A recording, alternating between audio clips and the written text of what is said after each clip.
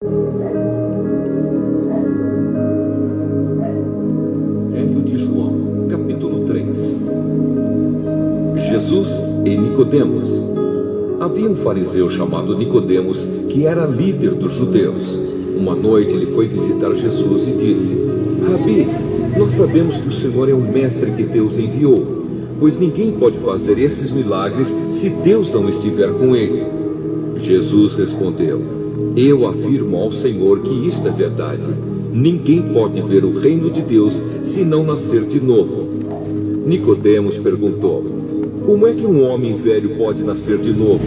Será que ele pode voltar para a barriga da sua mãe e nascer outra vez? Jesus disse: Eu afirmo ao Senhor que isto é verdade. Ninguém pode entrar no reino de Deus se não nascer da água e do Espírito. Quem nasce de pais humanos é um ser de natureza humana. Quem nasce do Espírito é um ser de natureza espiritual. Por isso não fique admirado, porque eu disse que todos vocês precisam nascer de novo.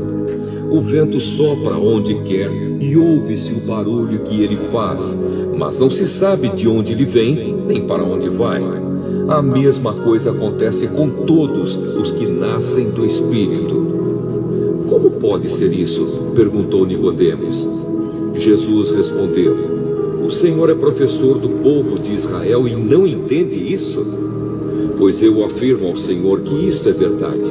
Nós falamos daquilo que sabemos e contamos o que temos visto, mas vocês não querem aceitar a nossa mensagem. Se vocês não creem quando falo das coisas deste mundo, como vão crer se eu falar das coisas do céu? Ninguém subiu ao céu a não ser o Filho do Homem que desceu do céu. Assim como Moisés no deserto levantou a cobra de bronze numa estaca, assim também o Filho do Homem tem de ser levantado, para que todos os que creram nele tenham a vida eterna. Porque Deus amou o mundo tanto que deu o seu único Filho, para que todo aquele que nele crer não morra, mas tenha a vida eterna. Pois Deus mandou o seu Filho para salvar o mundo e não para julgá-lo. Aquele que crê no Filho não é julgado, mas quem não crer já está julgado, porque não crê no Filho único de Deus. E é assim que o julgamento é feito.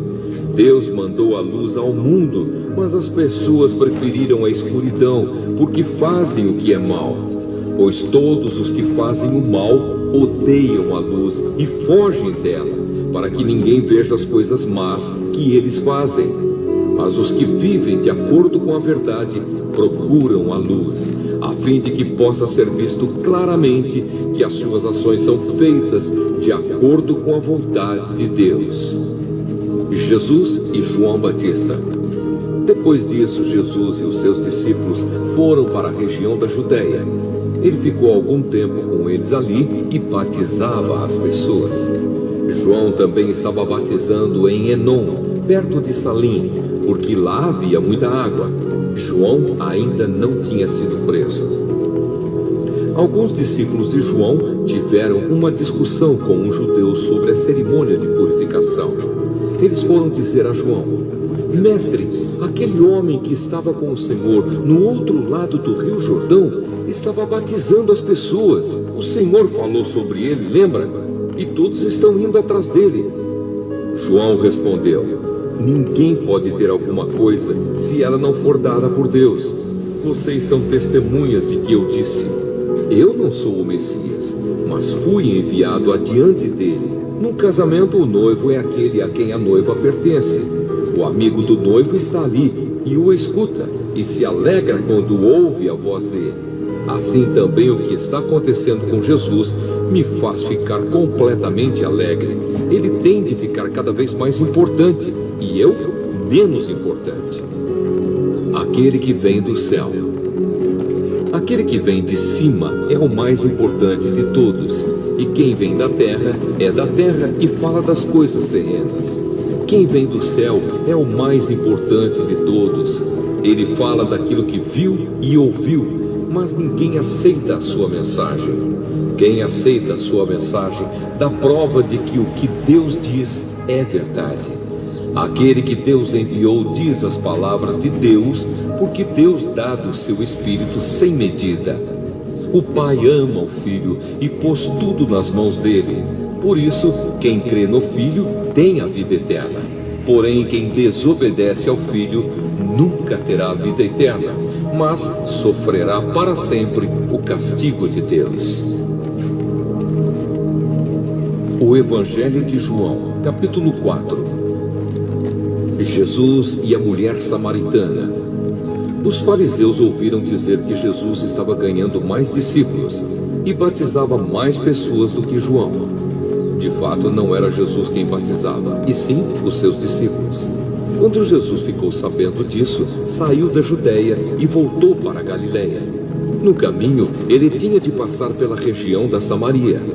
Ele chegou a uma cidade da Samaria chamada Sicar, que ficava perto das terras que Jacó tinha dado ao seu filho José. Ali ficava o poço de Jacó. Era mais ou menos meio-dia, quando Jesus, cansado da viagem, sentou-se perto do poço. Uma mulher samaritana veio tirar água e Jesus lhe disse: "Por favor, me dê um pouco de água." Os discípulos de Jesus tinham ido até a cidade comprar comida. A mulher respondeu: "O Senhor é judeu e eu sou samaritana. Então como é que o Senhor me pede água?" Ela disse isso porque os judeus não se dão com os samaritanos. Então Jesus disse: "Se você soubesse o que Deus pode dar e quem é que está lhe pedindo água, você pediria e ele lhe daria a água da vida." Ela respondeu: "O Senhor não tem balde para tirar água e o poço é fundo. Como é que vai conseguir essa água da vida? Nosso antepassado Jacó nos deu este poço. Ele e os seus filhos e os seus animais beberam água daqui. Será que o Senhor é mais importante do que Jacó?" Então Jesus disse: "Quem beber desta água terá sede de novo, mas a pessoa que beber da água que eu lhe der, nunca mais terá sede, porque a água que eu lhe der se tornará nela uma fonte de água que dará vida eterna." Então a mulher pediu: "Por favor, me dê dessa água, assim eu nunca mais terei sede e não precisarei mais vir aqui buscar água." "Vá chamar o seu marido e volte aqui", ordenou Jesus. "Eu não tenho marido", respondeu a mulher. Então Jesus disse: "Você está certa ao dizer que não tem marido, pois já teve 5, e este que você tem agora não é, de fato, seu marido. Sim, você falou a verdade." A mulher respondeu: "Agora eu sei que o Senhor é um profeta. Os nossos antepassados adoravam a Deus neste monte, mas vocês, judeus, dizem que Jerusalém é o lugar onde devemos adorá-lo." Jesus disse: "Mulher, creia no que eu digo. Chegará o tempo em que ninguém vai adorar a Deus, nem neste monte, nem em Jerusalém. Vocês, samaritanos, não sabem o que adoram, mas nós sabemos o que adoramos, porque a salvação vem dos judeus. Mas virá o tempo, e de fato já chegou, em que os verdadeiros adoradores vão adorar o Pai em espírito e em verdade, pois são esses que o Pai quer que o adorem. Deus é espírito, e por isso os que o adoram devem adorá-lo em espírito e em verdade." A mulher respondeu: "Eu sei que o Messias chamado Cristo tem de vir, e quando ele vier, vai explicar tudo para nós." Então Jesus afirmou: "Pois eu, que estou falando com você, sou o Messias." Naquele momento chegaram os seus discípulos e ficaram admirados, pois ele estava conversando com uma mulher. Mas nenhum deles perguntou à mulher o que ela queria, e também não perguntaram a Jesus por que motivo ele estava falando com ela. Em seguida, a mulher deixou ali o seu pote, voltou até a cidade e disse a todas as pessoas: "Venham ver o homem que disse tudo o que eu tenho feito. Será que ele é o Messias?" Muitas pessoas saíram da cidade e foram para o lugar onde Jesus estava. Enquanto isso, os discípulos pediam a Jesus: "Mestre, coma alguma coisa." Jesus respondeu: "Eu tenho para comer uma comida que vocês não conhecem." Então os discípulos começaram a perguntar uns aos outros: será que alguém já trouxe comida para ele? A minha comida, disse Jesus, é fazer a vontade daquele que me enviou e terminar o trabalho que ele me deu para fazer. Vocês costumam dizer: daqui a 4 meses teremos a colheita.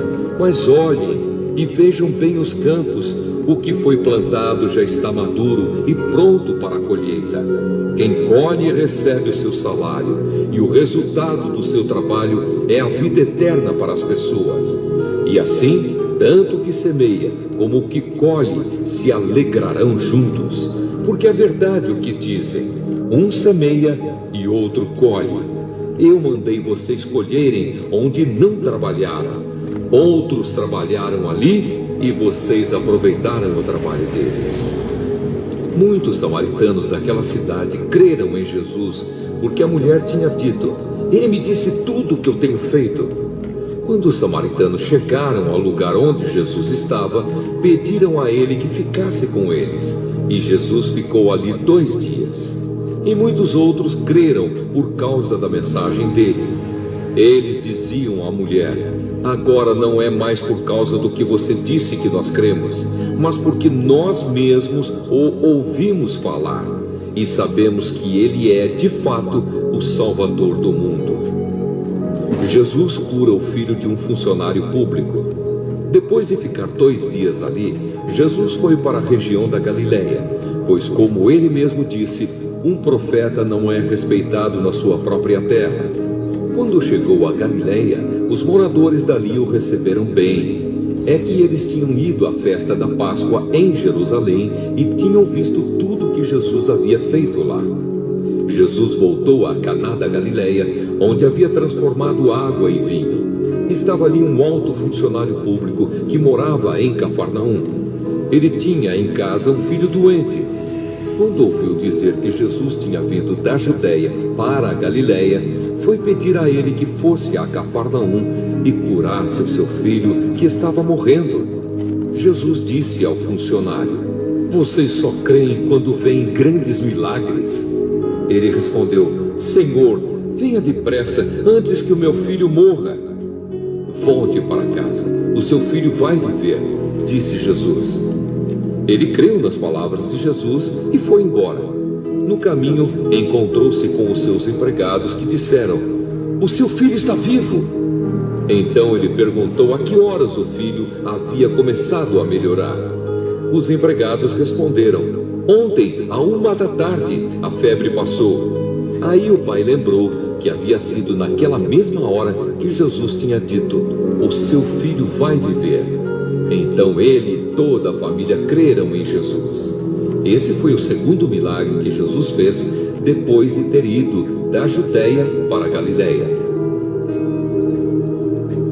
O Evangelho de João, capítulo 5. A cura de um paralítico. Depois disso houve uma festa dos judeus e Jesus foi até Jerusalém.